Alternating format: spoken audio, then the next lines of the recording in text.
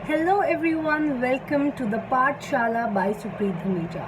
ये प्लेटफॉर्म है आप लोगों के लिए सारे क्वेरी, सारे doubts NTA UGC NET preparation के डिस्कस करने का। So I am back with one more strategy video जो कि आपके लिए आती है हर संडे। एंड इस संडे भी आए हैं कुछ बहुत ही इंटरेस्टिंग क्वेश्चंस। ये वर्ड इंटरेस्टिंग आज के क्वेश्चंस के लिए इसलिए यूज़ किया जा रहा है बिकॉज वाकई ही ये जो प्रॉब्लम्स हैं बहुत जनरल प्रॉब्लम्स है। And I am so happy, I am so glad कि आप लोगों ने पूछा। देखिए, मैं क्वेश्चंस डायरेक्टली नहीं ले रही हूँ इस Sunday. Instead what I have change the plan is going to take the names particularly जिनके डाउट्स मैं क्लियर करूँगी। But the second important thing I want to talk to you is that I am going to help everyone understand the problem. Main problem क्या है, पूरा question बोलने की जगह। जैसे सबसे पहले आशमा ने जो बात बोली बहुत ही अप्रोप्रिएट बात है, जिसके लिए मतलब मैं जितना ज़्यादा आप लोगों को उसके लिए कमेंट मतलब ये बोलूँ कि हाँ ऐसे नहीं ऐसे करो, नॉर्मल रहो, तो मेरी गलती होगी। कोई भी अगर आपको इस समय पर ये कहे कि भाई मुझे डीमोटिवेटेड फील हो रहा है या मेरे को पता ही नहीं है डेट कब है एग्ज़ाम की, तो मैं कैसे प्रिपेयर करूँ, तो ये नॉर्मल है। चलिए मैं इस बारे में सबसे पहले बात करना शुरू करती हूँ। आशमा, ये क्वेश्चन आपका है, बट ये question I know so many students have got this. ये प्रॉब्लम है सबसे बड़ी कि भाई कोरोना का टाइम है, कोविड-19 ऐसी चीज़ है जो आपको पता नहीं है कि when you are going to invite कि मेरे पे कब ये प्रॉब्लम आ जाएगी। दूसरा ये है, ऐसे में आप घर पे बैठे हैं, आप परेशान हैं, livelihood sources of income limited हैं, फाइनेंशियल प्रॉब्लम्स सबको फेस करनी पड़ रही हैं। I understand everything. अगर आप जॉब में हैं सैलरीज का इशू है, अगर आप बिजनेस या कुछ और में हैं तब भी इश्यूज हैं, सब समझने वाली बात है इसमें। तो एक घबराहट ये भी है मन में, छोड़ दूँ क्या प्रिपेयर करना, छोड़ देता हूँ, क्या पता अटेम्प्ट कब आए, क्या पता अगली डेट कब आए, इतना वेट करूँ, क्या सही है, क्या इतना गैप सीवी के लिए सही रहेगा, फ्यूचर के लिए सही रहेगा। और पढ़ने बैठता हूँ तो मन में ये लगता है कि यार अभी कब होगा पेपर, क्यों अभी से पढूं। ठीक है, ये सारे क्वेश्चन सिर्फ आपके मन में नहीं आते, किसी के भी मन में आएंगे। ये तो बहुत नेचुरल है, हम इंसान हैं, हम लोगों को फ्रस्ट्रेट होना बहुत नॉर्मल है। सो आशमा, रिग्जिन, आप लोगों के क्वेश्चंस लगभग एक तरह के ही थे। जब आपके साथ ऐसे दिन चल रहे हों, सबसे पहला सोल्यूशन सुनिए। फर्स्ट उन लोगों के लिए जो डेट से परेशान है एग्ज़ाम की और डीमोटिवेटेड है, सबसे पहली बात यह है, आप अपने लिए, जैसे कि मैंने आपको लास्ट टाइम भी बताया था, एक डेट ऑफ एग्ज़ाम निर्धारित कर लो। जैसे सपोज ये चल रहा है the month of June is ending, लेने में ब्रेक ले लो, चलो 30 जून तक सो जाओ, आराम करो, रिलैक्स करो, मूवीज़ देखो, घूम लो, अगर अड़ोस पड़ोस में घूमना सेफ है तो घूम लो। ठीक है, अब इतना सब कर लिया, 2 दिन 3 दिन बहुत हो गया ना आराम, इट्स ओके नाउ। अब आ जाओ मेन काम पे। ठीक है, ध्यान से सुनना। 2 दिन ये सब ऐश कर ली, अब 1 जुलाई के लिए एक अंदाज़ा लगाओ कि मेरा अगला पेपर जो आने वाला है उसकी डेट है 8 अगस्त। बना ली डेट, अब पता है 8 अगस्त को पेपर है, दिमाग अपने हाथ में है, कन्विंस करना अपने माइंड में। खुद को ये मत कन्विंस करो कि पेपर हो ही नहीं रहा, खुद को ये कन्विंस करो कि 8 अगस्त को हो रहा है। सपोज एक एग्जाम्पल, आप अपने हिसाब से डेट सेट कर सकते हो, लेकिन 30-40 डेज के इंटरवल में ही सेट करना। जब आपने अपने दिमाग को ये कर लिया था कन्विंस कि यार कोविड है, अभी कब होगा एग्ज़ाम, तो आप ये भी तो कन्विंस कर सकते हो उल्टे हाथ पे कि क्या पता पेपर अब होना हो, क्या पता पेपर 8 अगस्त को है। आप अपने आप को ये कन्विंस करो, नेगेटिव कन्विंस करने की जगह पॉजिटिव कन्विंस करो।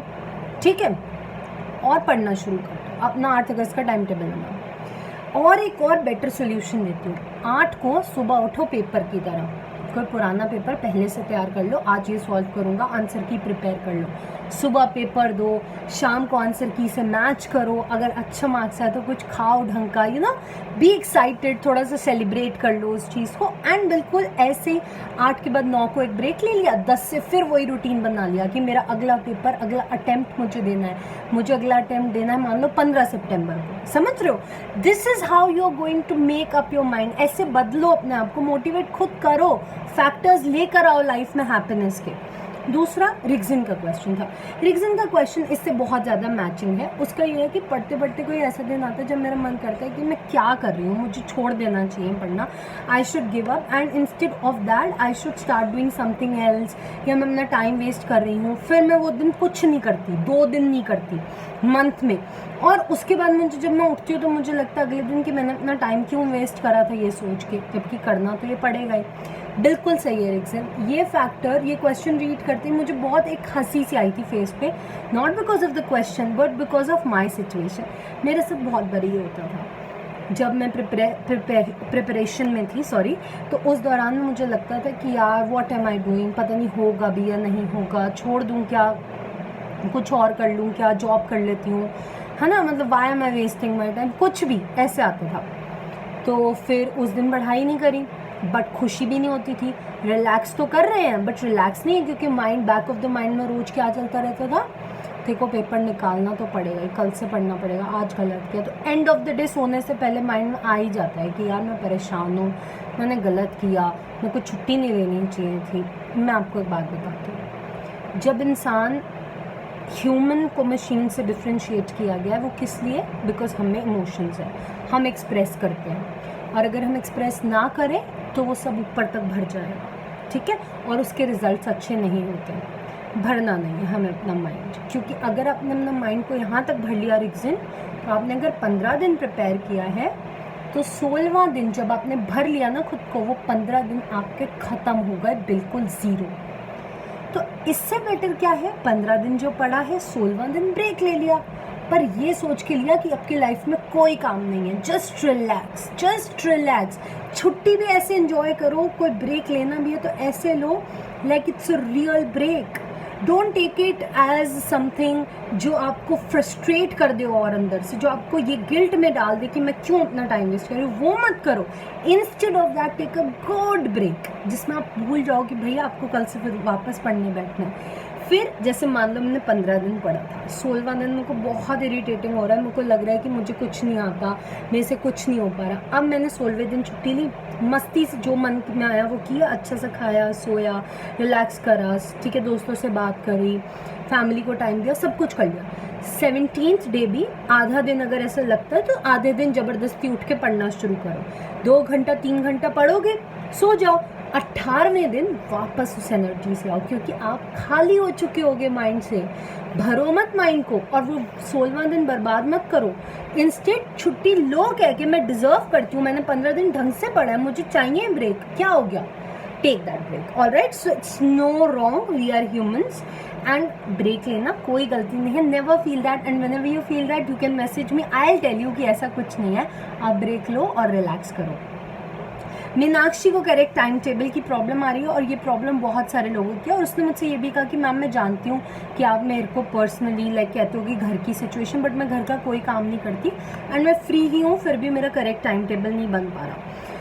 ऐसे ही क्वेश्चन शालिनी का है। मैं आपकी PDF के बिना जो है सिर्फ नोट्स बनाती हूँ, जो कि बहुत शॉर्ट है, and she wants to understand कि पेपर 1 को डिटेल में करना चाहिए या ऐसे नोट्स बिना बनाए करूँ, सिर्फ प्रैक्टिस करूँ, ठीक है। सो कुछ टॉपिक्स हैं जिनके नोट्स बनाने पड़ते हैं पेपर 1 में शालिनी, जैसे थ्योरी बनाओगे, अब कंप्यूटर के एब्रिवेशंस नोट करने पड़ेंगे, मतलब ICT के, कम्युनिकेशन, हायर एजुकेशन, बिना नोट्स के नहीं चलेगा, रिसर्च, कुछ टर्म्स। बट क्या नहीं कर सकते आप इसमें से, वो ये है कि आप थोड़ा सा थ्योरी को बैक सीट ले लो। मतलब मैं आपको एक सजेशन दे रही हूँ बस, कि जब पेपर की कोई डेट आ जाएगी तो उसके 1 महीने पहले आप थ्योरी पोर्शन पेपर 1 का स्टार्ट कर लेना। उससे पहले आप प्रैक्टिकल निपटा लो, प्रैक्टिकल की प्रैक्टिस रोज करते रहो, 2 दिन में एक बार, 3 दिन में एक बार। थ्योरी को अभी थोड़ी बैक सीट दे दो अगर टाइम कम पड़ रहा है तो, यही ऑप्शन है, बाद में कर लेना, क्योंकि अल्टीमेटली थ्योरी तो बार बार रिवाइज करनी पड़ती है, और एक बार प्रैक्टिस वाला फैक्टर आ गया तो प्रैक्टिस वाला फैक्टर दोबारा कहीं जाता नहीं है। सो पहले प्रैक्टिकल वाला पढ़ निपटा लो, उसकी प्रैक्टिस आपको बाद में तंग नहीं करेगी, जब पेपर की डेट आ जाएगी। थ्योरी तब पढ़ लेना जब डेट आ जाए। मीनाक्षी आपका क्वेश्चन देखो, टाइम टेबल का तो ऐसा है कि ये लास्ट क्वेश्चन है इस वीडियो का, और ये आई थिंक सबके लिए हेल्पफुल रहेगा। ये एक टिप है, आप अप्लाई करके देखना, ठीक है। ये टिप ये है कि आप अपना एक यूनिट का टाइम टेबल बना लो इंस्टेड ऑफ फुल सिलेबस या इंस्टेड ऑफ PYQs और MCQs में लाकर आप सिर्फ एक यूनिट का बनाओ. जैसे कंपैरेटिव बना लो, ठीक है, इंडियन पॉलिटी बना लो, कुछ भी बना लो. टारगेट सेट करो अपने माइंड में. जैसे मेरे को अगर आइडियली नेट के सिलेबस के लिए कोई पॉलिटी का टाइम पीरियड पूछे तो मैं बोलूँगी 10 दिन, 10 डेज इंडियन पॉलिटी के लिए मोर देन इनफ है. थ्योरी कर लो 10 दिन, खाली तो है, अभी तो कुछ नहीं पता ना, जैसे मैंने पहले बोला. 10 डेज इंडियन पॉलिटी डन. एक 10 में से एक बड़ा यूनिट दिमाग से चला गया. अब 11वां से 13वां दिन 11th to 13th डे 3 दिन का PYQ का बना लो इंडियन पॉलिटी का. पेपर सॉल्व करो, सारे पेपर डाउनलोड करो, PDF खोलो, इंडियन पॉलिटी का क्वेश्चन मार्क करते जाओ. फ़ोन में मार्क कर लो, ठीक है, मार्कर होते हैं जो PDF के आजकल, या फिर अगर हार्ड कॉपी है बुक्स में आपके पास पेपर की, उन्हें मार्क कर लो इंडियन पॉलिटी के क्वेश्चंस. 13वां दिन ख़त्म, आधा दिन रिलैक्स करो, अगला दिन फिर टाइम टेबल बनाओ. सपोज IR का, ऐसे IR का टारगेट सेट करो. 8 दिन IR डन, 2 दिन PYQ सॉल्व करो, यूनिट्स कंप्लीट करो. कितना, एक महीने में 3 यूनिट्स तो बड़े बड़े वैसे ही हो जाएंगे, और छोटे यूनिट्स को तो 4 दिन से ऊपर चाहिए ही नहीं. ये होती है स्मार्ट लर्निंग टाइम टेबल. ये सबके लिए काम आएगा, चाहे वो किसी भी स्केड्यूल से गुजर रहे हों. ऐसे अपने अपने अकॉर्डिंग एक यूनिट का टाइम निर्धारित करें, उस यूनिट को टाइम दें. और I guess that will be the advice for time table this week. I will try to inculcate video indicating कि आप टाइम टेबल खुद कैसे बना सकते हो. आपको तरीका सिखाने का मैं कोशिश करूँगी एक शॉर्ट वीडियो में.